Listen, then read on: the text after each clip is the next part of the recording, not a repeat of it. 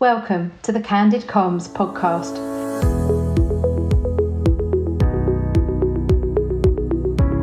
If you're looking for practical and inspirational ideas to help you thrive in internal communication, you're in the right place. I'm your host, international communication consultant, trainer and mentor, Rachel Miller. Through this podcast, I'll share my experience with you so you can increase your skills, knowledge and confidence on all things internal communication related.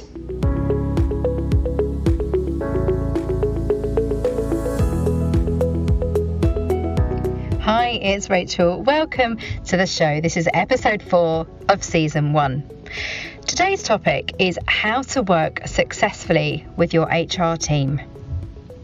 Through this show, you and I are going to look at one thing to know, one thing to do, and one thing to think about. Are you ready? Let's get stuck in. When you work in internal communication, where you sit in the organisation can vary. So the relationship with our HR colleagues could be that you are working alongside them as an internal communicator as part of the HR or people team. Or it could be that you report directly into the CEO and HR are very much your business partners, or any other combination. So you might be part of HR, report into HR, work alongside HR. All these things are a reality inside our organisations.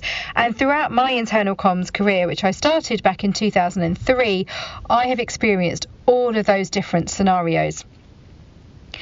I don't have a preference of which one works well because it depends on the culture, which is the way things are done around here. It depends on the type of organisation, its maturity and understanding from both an HR perspective and an internal comms perspective.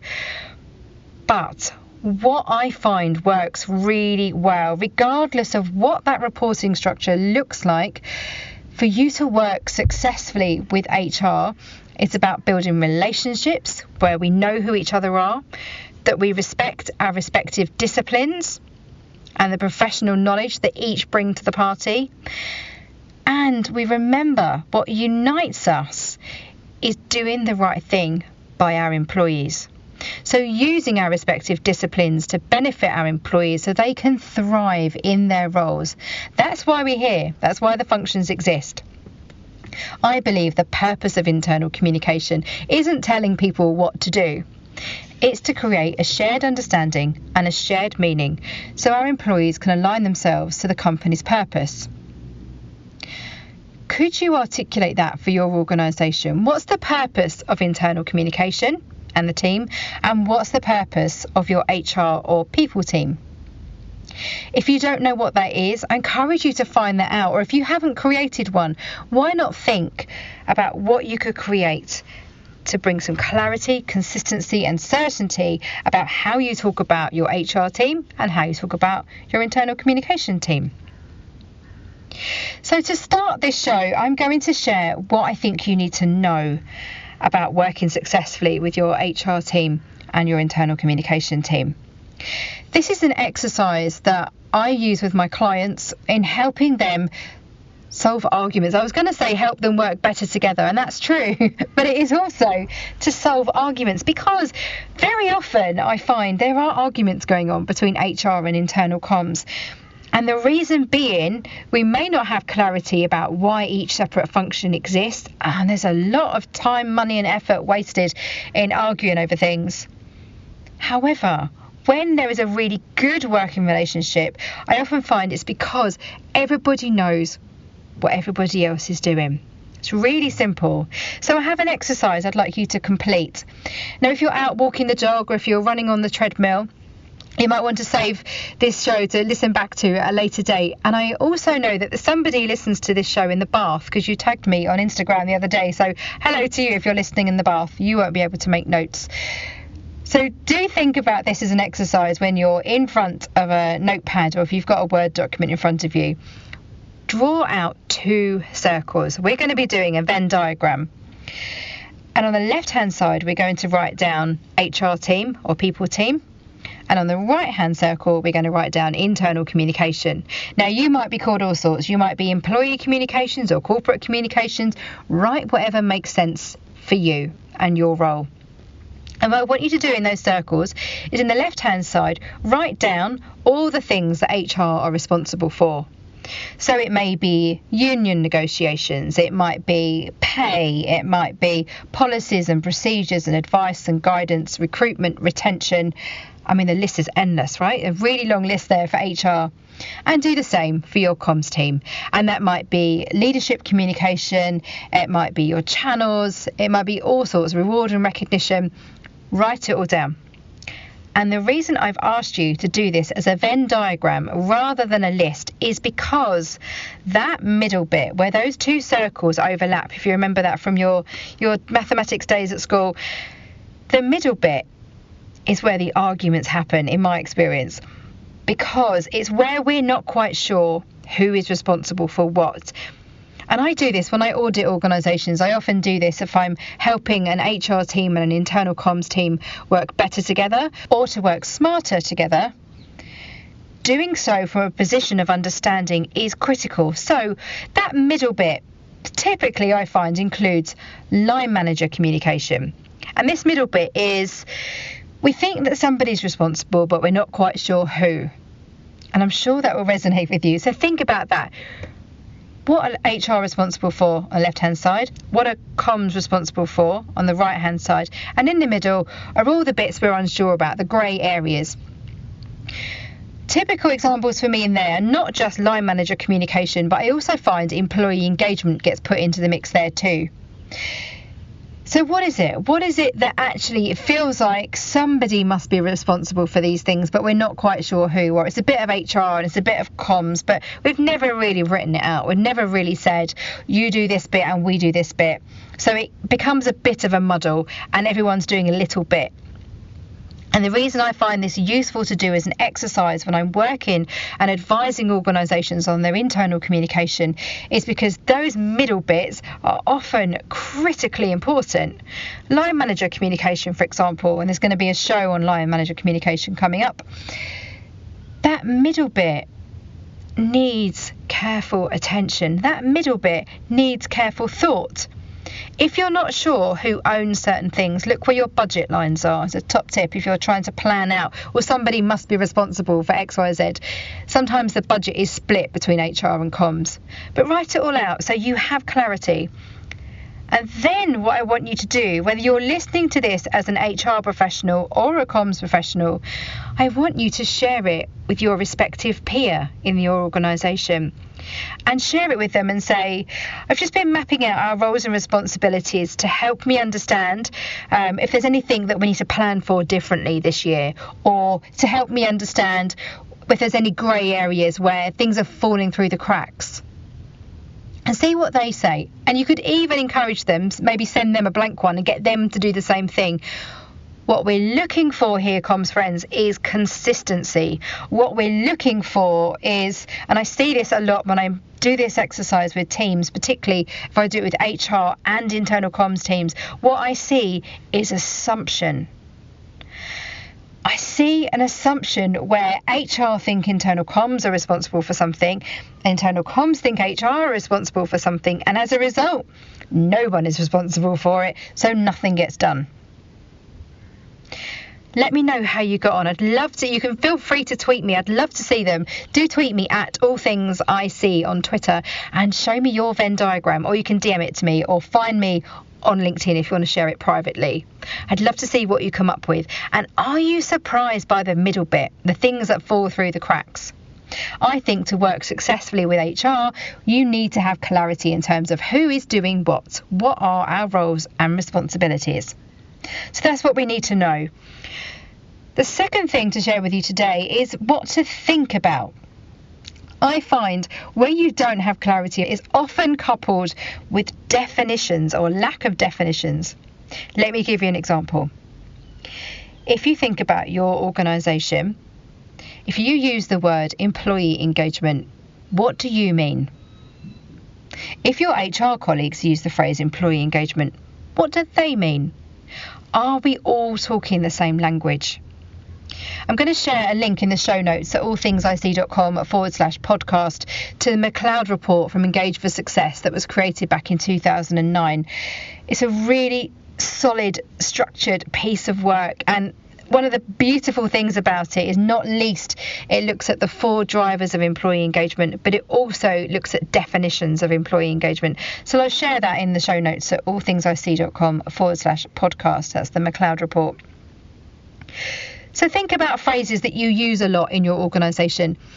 I would hazard a guess that the ones that cause the most confusion are engagement, are perhaps internal communication, are people. You know, when you talk about your people, our people, what do you actually mean? We often use old phrases in organisations, and we talk about blue collar and white collar and really very hierarchical, and they segment people. We pigeonhole them into groups. So think about your audience demographic and your audience data in terms of how you talk about your people. How do you talk about them consistently from an HR perspective and from an internal comms perspective? And the final phrase to that list is culture. What do you mean when you talk about culture as an internal comms professional? And what does your HR colleague mean when they talk about culture? The definition that I use of culture is from Deal and Kennedy back in 1982, which is the way things are done around here. Really easy, really straightforward. So culture is the way things are done around here. What does that mean for your organisation? What is the way things are done around here? These are the sorts of conversations that people have when they do inductions or onboarding, when you have people who are new into an organisation, and new colleagues might say, "Cool, why do you do such and such?" And the response will be, "Oh, that's just the way we do things around here." That's what we're looking for, comms friends. That is the definition of your culture. What is it?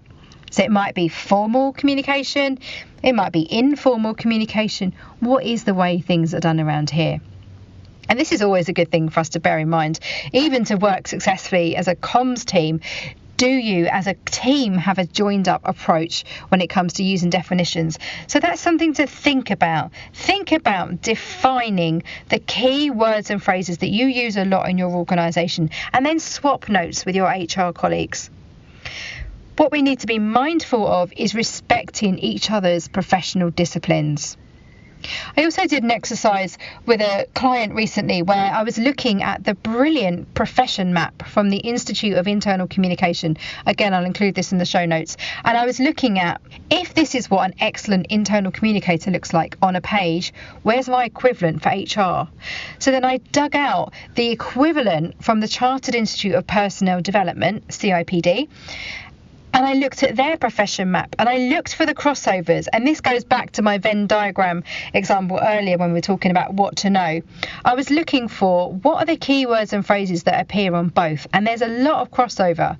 So if you've never done that, if you are struggling with this in your organisation about who does what and what does good look like and where are the lines between us, look at your industry bodies, look at your professional bodies, and look at what's been published to help professionals hold themselves to account. We're going to take a short break, and when we come back, we're going to be closing the show by thinking about what do we need to do to work successfully with our HR friends. See you in a moment.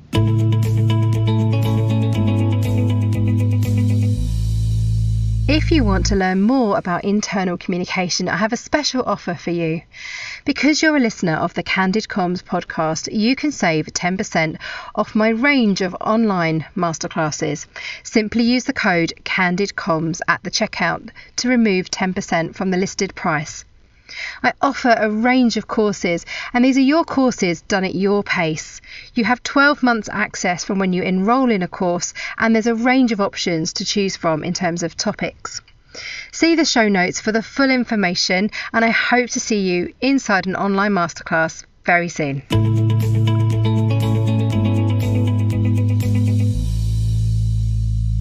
Welcome back. In the final part of today's episode, we're going to be thinking about what you need to do to work successfully with your HR colleagues. I'm going to share some comms theory with you. I'm not going to have too much comms theory in all of these shows, but I think in this situation it's helpful. And in particular, I want to highlight the internal communication knowledge framework written by Welch in 2013. And I will include that within the show notes at allthingsic.com/podcast. And particularly because the framework looks at the interaction with HR and marketing as part of strategic internal communication management. So particularly the interaction with HR is seen as an area of particular interest for internal communication. So I'll share that with you if you want to do further reading about theory behind the relationship between internal communication and HR, and I recommend checking out that knowledge framework. It's also worth considering HR in relation to being part of the mechanics of an organisation. And this is something that I've heard Dr. Kevin Ruck of PR Academy here in the UK talk about. And again, I'll link through to Kevin's details on the show notes today. I've heard him talk about HR as part of the mechanics of the organisation and how internal communication in particular is focused on the voice of the people. And when you're trying to think about how to work successfully with our HR colleagues, one of the things that I think that we can do in order to facilitate that relationship and make it work brilliantly is to be really clear about who we're working with. So I mentioned earlier in the show about knowing who your HR colleagues are. I would take that one step further by encouraging you to create a stakeholder map. When you join an organisation, it's very typical that you create a stakeholder map. I have a course within my online masterclasses about how to create a 90-day plan, which is ideal if you are brand new to a new internal communication role. And part of that process in your first 3 months is creating a stakeholder map. I encourage you to do the same for your HR team. So if you look at the team or you look at the function, what do they do? Who are they? And what do they do? What are their roles and responsibilities that go above and beyond what we've talked about in the Venn diagram? Think about your team as individuals. So who are your peers and what are their specialisms? I've talked about the importance of understanding what our industry bodies are encouraging us to do in terms of what good looks like to be a professional. But think about it from a skills perspective. So if you're struggling, for example, and you're working in internal communication and you're specialising in maybe leadership communication or line manager communication, think about your HR colleagues. What are their backgrounds? What are their disciplines? What are they trained in? Often I find that HR colleagues are trained in psychology, they're trained in understanding emotional well-being for people and neuroscience. These areas are beautifully aligned with internal communication. So understanding your stakeholders isn't just knowing about your org chart and who those people are and what they're responsible for in the organisation, but get to know your colleagues, because as I shared right at the start of this show, we are united, or we should be, we are united in our desire to do the right thing by our people. I believe as professional communicators, it's our business to know our business, and that includes understanding who we're working alongside, because I think we can miss a trick really easily. Do you know what specialisms and interests your HR colleagues have? And conversely, do they know what your specialisms and interests are?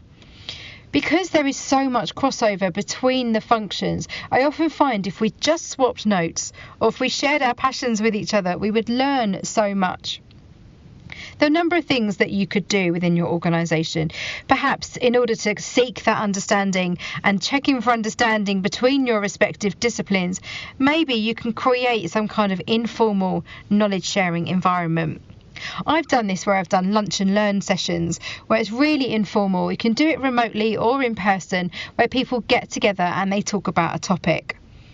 So if you're stuck, for example, on something that's coming up in your organisation, say it's reward and recognition. Reward and recognition can be addressed from an HR perspective and a comms perspective. So why not unite? Why not get together and share your respective understanding and discipline in terms of what you know about these areas? The reason we go to conferences, the reason we listen to podcasts, the reason we watch webinars is because we want to understand what other people are doing and get really good ideas and be inspired by what we hear.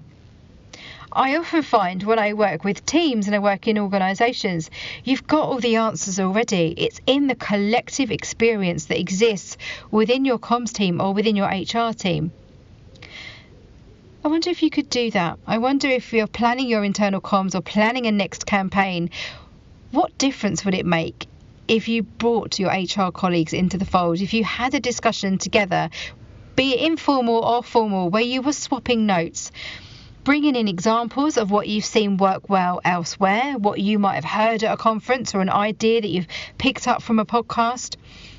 Or maybe you work collectively together to solve a challenge together. So, comms friends, we're coming to the very end of our show together in thinking about how to work successfully with HR. We've looked at what you need to know. We've talked about mapping out roles and responsibilities. We've talked about what you need to think about, which is the definitions around people, engagement, comms and culture. And we've looked at what do you need to do. And I've encouraged you to think about creating a stakeholder map, which is not only about plotting out who exists within the HR team or comms team that you need to work with, and whether you map them against levels of influence or how urgently you need to have a conversation is completely up to you. But take that one step further and really get to understand your colleagues and understand where you can work together to collectively help and benefit your employees. I hope you found that really useful. As ever, I'd love to know how you get on. Feel free to find me on Twitter at All Things IC, look me up on LinkedIn, and do check out the podcast show notes at allthingsic.com/podcast. Until next week, remember, what happens inside is reflected outside. See you again soon.